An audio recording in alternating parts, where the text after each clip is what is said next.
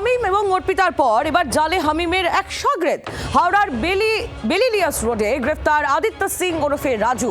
মন্ত্রী উমেশ রায়ের ছেলেকে অপহরণের ষড়যন্ত্রে জড়িত ছিল এই আদিত্য। মন্ত্রীর ছেলের ছবি এবং তথ্য হামিমকে দেয় আদিত্য, এমনটাই সূত্রের খবর। কলেজ ছাত্র আদিত্যর সঙ্গে পাক হ্যান্ডলারদের সরাসরি একাধিকবার কথা হয়েছে।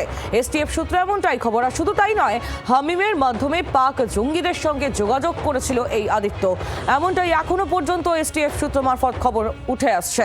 হামিম এবং অর্পিতার পর এবার জালে হামিমের শাগরেদ আদিত্য সিং ওরফে রাজু।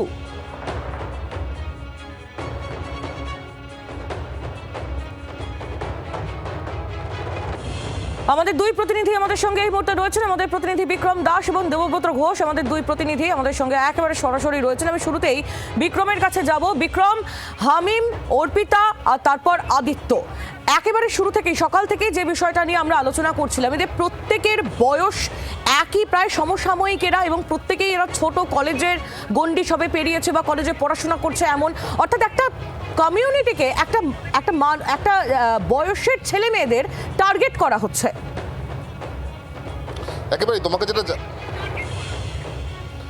তোমাকে যেটা জানাবো যে বর্ধমান থেকে এসটিএফ এর হাতে ধৃত হামিম মণ্ডল এবং ঝাড়খণ্ড থেকে এসটিএফ এর হাতে ধৃত অর্পিতা সরকার, এই দুজনকে জেরা করে জিজ্ঞাসাবাদ করে এবং তাদের মোবাইল ফোনের সূত্র ধরে আদিত্য সিং এর নাম উঠে আসে। আদিত্য সিং ওরফে রাজু হাওড়ার বেলিলিয়াস রোডের বাসিন্দা এবং বিকম সেকেন্ড ইয়ারের ছাত্র, একজন কলেজ ছাত্র। তাকে এসটিএফ এবার গ্রেফতার করলো। মূলত হাওড়াতে উমেশ রায়ের ছেলেকে অপহরণ এবং হানি ট্র্যাপের যে ষড়যন্ত্র করা হয়েছিল, সেখানে কিন্তু এই যে ছাত্র অর্থাৎ এই যে যুবক যাকে গ্রেফতার করা হয়েছে আদিত্য সিং, তার গুরুত্বপূর্ণ যোগসূত্র পাওয়া গিয়েছে। কি সেই যোগসূত্র? প্রথমত এই আদিত্য সিং তিনি কিন্তু হামিম মণ্ডলকে উমেশ রায় এবং তার ছেলের সমস্ত ছবি, তাদের বাড়ির ছবি, তাদের গাড়ির ছবি, তাদের মুভমেন্ট সংক্রান্ত যে তথ্য, সেই সমস্ত তথ্য এবং ছবি সে সাপ্লাই করেছিল। এবং এই গোটা যে অপহরণের ষড়যন্ত্র, হানি ট্র্যাপের ষড়যন্ত্র, সেখানে কিন্তু এই আদিত্য সিং সরাসরি যুক্ত ছিল, এমনটা এসটিএফ এর তরফ থেকে দাবি করা হচ্ছে। এখানেই শেষ নয়, তার থেকেও যেটা গুরুত্বপূর্ণ বিষয় যে এই আদিত্য সিং এর শুধু হামিম বা অর্পিতার সঙ্গে যোগ পাওয়া যায়নি, তার সঙ্গে সরাসরি পাক হ্যান্ডলারদের যোগ পাওয়া গিয়েছে। অর্থাৎ ভাট্টি গ্যাং এবং পাকিস্তানের আইএসআই এর যে কানেকশন, তা কিন্তু পাওয়া গিয়েছে এই আদিত্য সিং এর সঙ্গে। একাধিকবার পাক হ্যান্ডলারদের সঙ্গে ফোনে কথা হয়েছে এই আদিত্য সিং এর বিভিন্ন অ্যাপের মাধ্যমে, এবং তার সঙ্গে সঙ্গে যে কনফারেন্স কল করা হতো, যেখানে মূলত এই যে হামিম মণ্ডল, অর্পিতা সরকাররা যেই কনফারেন্স কলে থাকতেন পাক হ্যান্ডলারদের সঙ্গে, সেখানে কিন্তু এই আদিত্য সিংও থাকতেন। অর্থাৎ তার সম্পূর্ণটা নলেজ ছিল। এবং যেটা সব থেকে উদ্বেগের বিষয় যে একজন কলেজ ছাত্র, সেকেন্ড ইয়ারের ছাত্র, সে কিভাবে এই টেরার মডিউলে চলে আসলো। এবং তার থেকেও বড় প্রশ্ন যে এরকম আরও কত ছাত্র রয়েছে, যুবক যুবতী রয়েছে, যারা এইরকম টেরার মডেলে চলে এসছে, পাক হ্যান্ডলারদের সঙ্গে কানেকশনে চলে এসছে, সেই প্রশ্ন কিন্তু এবার উঠতে শুরু করেছে। ইতিমধ্যেই এই আদিত্য সিংকে গ্রেফতার করার পর তাকে জিজ্ঞাসাবাদ করে তার মোবাইল ফোনের সূত্র ধরে আরও একাধিক নাম উঠে আসছে, যাদের সঙ্গে কানেকশন রাখছিল এই আদিত্য, হামিম বা অর্পিতা সরকাররা। সেক্ষেত্রে দাঁড়িয়ে একটা বড় সড়ো গ্যাং তৈরি করা হচ্ছিল, বড় সড়ো নেটওয়ার্ক তৈরি করা হচ্ছিল, যেখানে বিভিন্ন যুবক যুবতীরা তারা একদিকে যেরকম এই হানি ট্র্যাপ এবং অপহরণের মতন যে অপরাধ রয়েছে সেগুলিকে সংগঠিত করার পরিকল্পনা করছিল, তার পাশাপাশি ভাট্টি গ্যাং বা আইএসআই যে টেরার নেটওয়ার্ক, সেখানেও কিন্তু তারা সামিল হয়ে যাচ্ছিল। একেবারে বিক্রম, তুমি আমাদের সঙ্গে থাকো। আর যেমনটা বিক্রম আমাদের প্রতিনিধি আপনাদের জানাচ্ছিল যে রাজ্যের মন্ত্রী উমেশ রায়ের ছেলে, তাকে অপহরণ করার, তাকে হানি ট্র্যাপে ফেলার একটা প্ল্যান এই জঙ্গিরা তারা করছিল। রাজ্যের মন্ত্রী তিনি কি বলছেন এই ঘটনাগুলো সামনে আসার পর, আপডেটগুলো সামনে আসার পর, একটু শুনবো।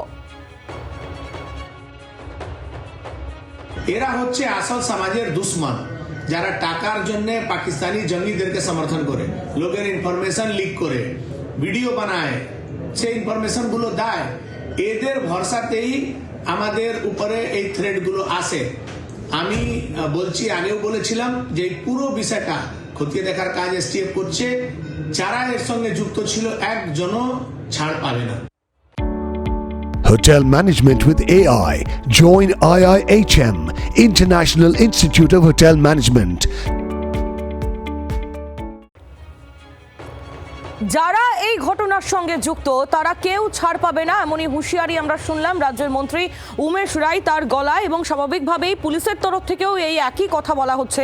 বেঙ্গল এসটিএফ এর আইজি গৌরব শর্মা তিনি দুদিন আগে সাংবাদিকদের মুখোমুখি হয়েও এই একাধিক বক্তব্য তার সামনে এসেছে, যেখানে একেবারে এই ঘটনার শিকড়ে যাওয়ার চেষ্টা এই মুহূর্তে করা হচ্ছে। আমাদের অপর প্রতিনিধি দেবব্রত ঘোষ আমাদের সঙ্গে এই মুহূর্তে রয়েছেন একেবারে সরাসরি। দেবব্রত, তুমি এই মুহূর্তে আদিত্য সিং তার পাড়ায় রয়েছো, তার পরিবারের তরফ থেকে তার আত্মীয় স্বজন প্রতিবেশীরা কি বলছেন তারা? তামিমকে গ্রেপ্তার করার পর এসটিএফ আধিকারিকরা তাকে জিজ্ঞাসাবাদ করে এবং তারপর জানা যায় যে হাওড়ার বেলিলিয়াস রোডের বাসিন্দা আদিত্য সিং, তার সাথেও কিন্তু যোগসাজশ রয়েছে। এবং আমি এই মুহূর্তে রয়েছি সেই আদিত্য সিং এর ফ্ল্যাটে।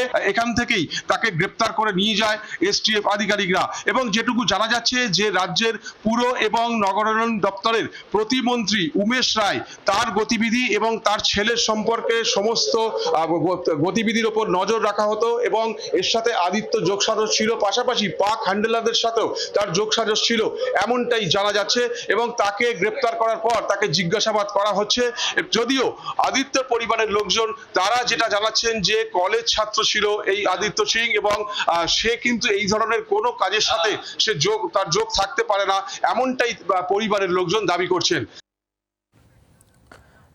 প্রতিবেদন তুলে ধরলাম আপনাদের সামনে। দেবব্রতর সঙ্গে আমরা যোগাযোগ করেছি। দেবব্রত, একেবারে পরিবারের তরফ থেকে আদিত্য সিং এর পরিবার পরিজনরা, আত্মীয় স্বজনরা, প্রতিবেশীরা কি বলছেন তারা এই ঘটনা সামনে আসার পর?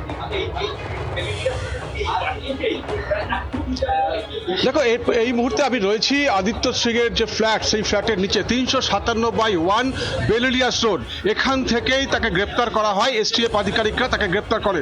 তার পরিবারের লোকজনদের সাথে আমরা কথা বলছিলাম এবং তারা যেটা আমাদেরকে পরিষ্কারভাবে জানাচ্ছিলেন যে কলেজ ছাত্র আদিত্য সিং এবং তার বন্ধু, তার প্রতিবেশী, তারা প্রত্যেকেই জানাচ্ছিলেন যে এই কলেজ ছাত্র আদিত্য সিং সে যে এই ধরনের কাজের সাথে যোগ থাকতে পারে, তার কোনো রকম যে যোগসূত্র থাকতে পারে, এটা কিন্তু তারা কেউই মেনে নিচ্ছেন না। তারা জানাচ্ছেন যে অত্যন্ত ভালো এবং মেধাবী ছাত্র এই আদিত্য সিং। কিন্তু এসটিএফ আধিকারিকরা তারা হাবিব মন্ডলকে গ্রেপ্তার করার পর তারা যেটা জানতে পারে যে এখানে যে প্রতিমন্ত্রী উমেশ রায় তার সম্পর্কে যে তথ্য, তার যে গতিবিধি, তার ছেলের গতিবিধি, সমস্তটাই কিন্তু এই আদিত্য সিং সে কিন্তু দিয়েছিল, এমনটাই জানা যাচ্ছে। এবং সে কারণে তাকে প্রথমে শনিবার দিন তাকে জিজ্ঞাসাবাদের জন্য নিয়ে যাওয়া হয়, তাকে আটক করে জিজ্ঞাসাবাদ করা হয়। এরপর তাকে গতকাল রাতে এই বাড়িতে আবার নিয়ে আসা হয়েছিল এবং সেখানেই তাকে গ্রেপ্তার করা হচ্ছে, এমনটাই পরিবারের লোকজনদের জানিয়েছিল এসটিএফ আধিকারিকরা। আজকে তাকে আদালতে পেশ করা হবে এবং এই ঘটনার সাথে আরো কারা জড়িত রয়েছে সমস্ত দিকটাই খতিয়ে দেখা হচ্ছে। এসটিএফ আধিকারিকরা তারা খতিয়ে দেখছেন। এবং উমেশ রায় প্রতিমন্ত্রী তিনি যেটা জানিয়েছিলেন যে গত মে মাসের শেষের দিকে তার কাছে ফোন আসে, আবিদ জাট বলে একজন তাকে ফোন করে এবং তাকে ভয়েস মেসেজ পাঠায়, হুমকি মেসেজ, এবং তাতে তাকে প্রাণনাশের তার হুমকি দেওয়া হয়, তার ছেলেকে উঠিয়ে নিয়ে যাওয়ার হুমকি দেওয়া হয়। সমস্ত বিষয়টি তিনি কিন্তু সঙ্গে সঙ্গে পুলিশকে জানিয়েছিলেন। এরপরও জানা যায় যে মুখ্যমন্ত্রীর ওপরেও কিন্তু এই ধরনের নজরদারি চালানো হচ্ছে, হামলা হতে পারে। এবং তারপর এসটিএফ আধিকারিকরা গুরুত্ব সহকারে তদন্ত শুরু করে এবং হাবিব মন্ডল তাকে গ্রেপ্তার করা হয় এবং বর্ধমান থেকে তাকে গ্রেপ্তার করার পর তাকে জিজ্ঞাসাবাদ করা হচ্ছে। পাশাপাশি এই আদিত্য সিং তার সাথে আরো কি কি কাদের যোগাযোগ রয়েছে, সে কি কি তথ্য ঠিক পাচার করেছিল, সমস্ত বিষয়টি খতিয়ে দেখছেন এসটিএফ আধিকারিকরা। একেবারে দেবব্রত, বিক্রম তোমরা সঙ্গে থাকো। আমরা কথা বলেছিলাম আদিত্য সিং তার মায়ের সঙ্গে আমরা কথা বলেছিলাম। তিনি কার্যত বিশ্বাসই করতে পারছেন না যে তার ছেলে এই সমস্ত কাজের সঙ্গে যুক্ত। প্রতিবেশীদের অবস্থাও খানিকটা সেরকম। শোনাবো সেই বক্তব্যগুলো। कुछ नहीं दादा, कुछ पता नहीं है हम लोग को। वो क्या करता था? कॉलेज जब पढ़ाई करता था, कोई तो मालूम भी तो चलना चाहिए। तो हम लोग उतना पढ़े लिखे हैं नहीं, उतना हम लोग को मालूम है दादा। कलकत्ता में हामिम को आप पहचानते हो क्या? आदित्य का दोस्त था? किसी को नहीं पहचाना। तो क्यों ले गया पुलिस उसको? এটা কিছু বলতে পারবো না কি করে নিয়ে গেছে কি ছিল। আমি ঘুমিয়েছিলাম স্যার, সকালবেলা কথা শুনছি কি ভাইকে তুলে নিয়ে গেছে। দোস্ত স্যার, আমি বাড়ির পাশে থাকি। তার বিরুদ্ধে যে অভিযোগ উঠছে যে পাকিস্তানি যারা যে সমস্ত জঙ্গি একজনকে গ্রেপ্তার করা হয়েছে সেই সন্দেহে এবং তার সাথে যোগাযোগ রয়েছে, আপনি কি বলবেন? এসব বারে কিছু আইডিয়া নেই স্যার, আমি এসব বারে কিছু জানি না। ছেলে ভালো ছিল, পড়ালেখা করে কমার্স কলেজ বিকম কমার্স নিয়ে। উনি বললেন কি এরম ওনার পাকিস্তানের সঙ্গে একটু লিঙ্ক ফিঙ্ক আছে, তো আপনি ওকে আমি নিয়ে যাবো। তো ফার্স্ট টাইম উনি 12:30টার সময় STF এর লোক এসেছিল, ওনার DD অফিসে নিয়ে গেছিলেন। DD অফিসে 2 ঘন্টা বসে কথাবার্তা হলো। তারপরে উনি বললেন কি আমি সল্টলেক সেক্টর 5-এ নিয়ে যাচ্ছি, লিগাল থাকলে আমরা করে দেবো, আনলিগাল থাকলে আমরা ছেড়ে দেবো। ছেলেটা খুব ভালো ছিল স্যার, আর কি করে কি হয়েছে স্যার এটা বলতে পারছি না স্যার। বাংলার আওয়াজ, বাঙালির আবেগ, জি 24 ঘন্টা।